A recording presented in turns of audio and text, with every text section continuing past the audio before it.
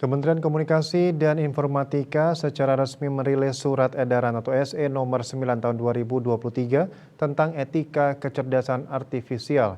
Ini merupakan panduan untuk para pelaku di industri teknologi bisa memanfaatkan secara positif teknologi tersebut di Indonesia.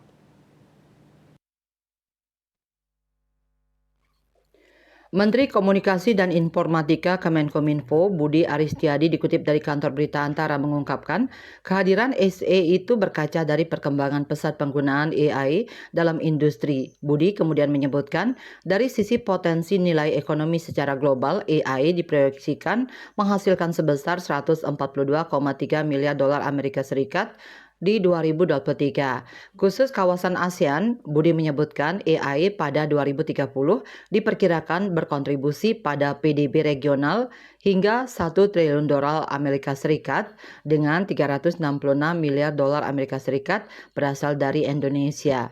Meski begitu, menurutnya dari dampak positif yang diberikan tetap ada dampak negatif yang perlu ditanggulangi seperti bias informasi hingga ancaman hilangnya beberapa sektor pekerjaan akibat adanya otomasi.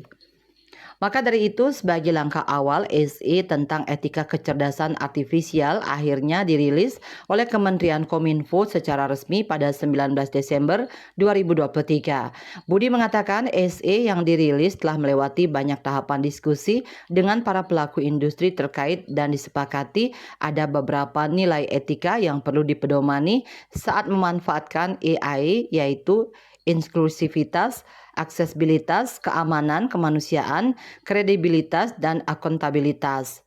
Lebih lanjut, para pelaku industri diminta juga untuk menjaga privasi dan data sehingga tidak ada individu yang dirugikan.